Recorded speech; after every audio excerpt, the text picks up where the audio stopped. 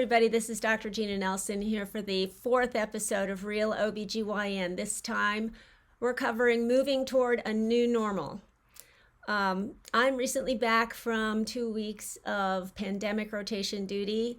And for us up here in the Rocky Mountain Northwest, it isn't what it is elsewhere. It isn't what it is in New York City or anything like that. It's actually more of an exercise in preparation and drilling in case there is another wave. And we, of course, have had the benefit of learning from everything that's gone down on the East Coast and in Europe. So at this point, I would say steady as she goes, but it's not over until it's over.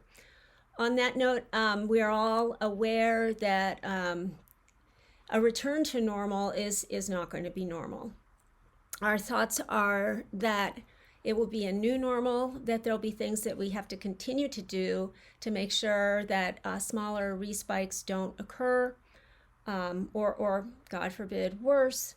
When we go back to business as usual in the restaurant business and at the hospital for elective surgeries and all of that, we'll have to do so in a measured fashion. We'll have to continue to observe all of the recommended precautions. For example, ordinary citizens will probably want to continue wearing masks in public, will continue to social distance. I don't think anybody in their right mind is going to move back from all of the hand washing and sanitizing that we've all learned. We might even be able to impact the mortality and morbidity of the flu seasons if we keep some of these measures in place going forward. So it will be a new normal, and things will have to be phased in gradually, and we'll have to be responsive to any respikes that might occur.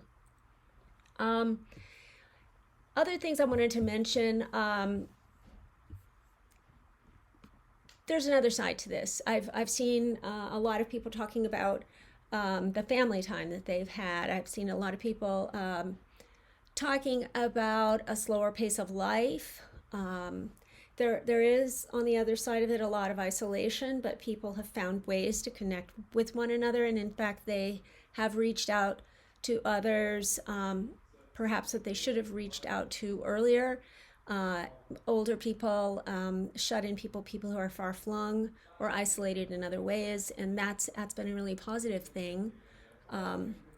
So there will be some things that we keep from this pandemic lesson going forward.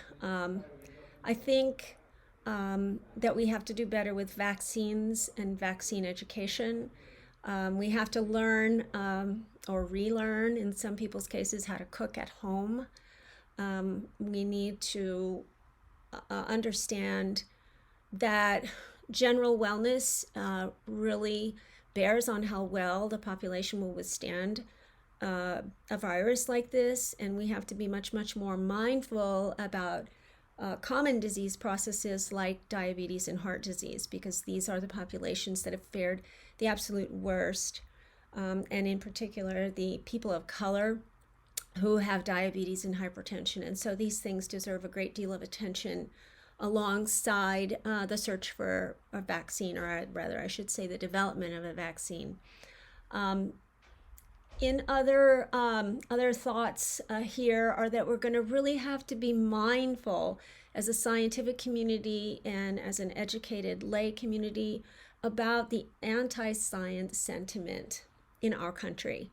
This is in direct contradistinction to the communities in other countries. I think the anti-science sentiment in our country is particularly strong, and it manifests in a number of ways, and I think you have to be on the watch for it at all times. I think you have to engage in respectful conversations with people who are COVID deniers. Yeah, there are COVID deniers. And people who are anti-vaccination. I mean, I think the devil's in the details, and you have to talk to people about their concerns. You will find a lot of conspiracy theorists. And I mean, I have to say there's some conversations in which it's worth engaging and some that are simply not. But be mindful going forward. And I think if all of us do our part in those conversations, it won't be so onerous for county health boards to deal with things. I think, though, we have to remember that more science is better than less science. And although science isn't perfect, it has to move forward. And it would be better for all of us if we brought the level of a science interest and engagement up across the board. It would help us during times like this to deal with it and to understand what the people on the front lines are going through. So that would be my message for you this week.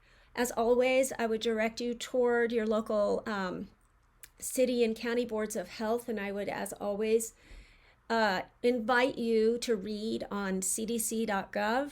It's very well done. It's not heady reading by any means, and it's always of interest. And it's a measure, a yardstick for you to compare everything else against that you read. So that's it for me this week. I'm on my furlough week. Be safe. Take care. Bye.